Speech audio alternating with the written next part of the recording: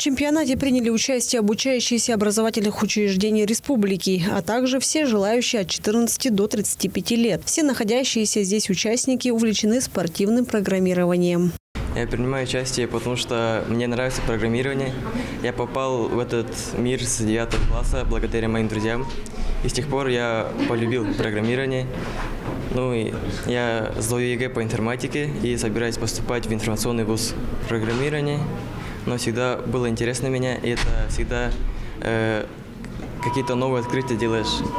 И поэтому мне очень интересна данная область. Ученик 5-й гимназии города Кызыла заинтересовался программированием с 6 класса и с тех пор участвует в различных чемпионатах. Я люблю очень программирование, я до этого тут уже участвовал, я уже тут нахожусь в 3-й раз.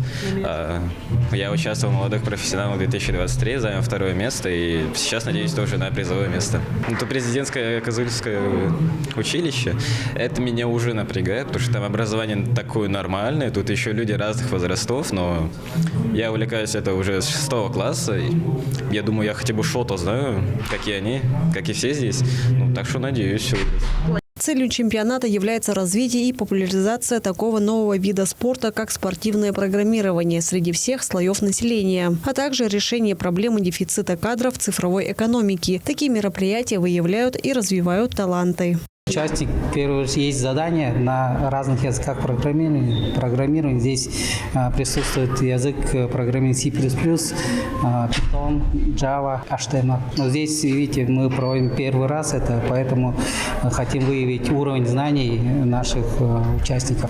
В конкурсе приняли участие 60 участников с образовательных учреждений и желающие граждане. Награждение состоится 5 мая ко Дню радио. Инна Клоян, Буян Магуша, Азамат Ачур, телеканал Тува-24.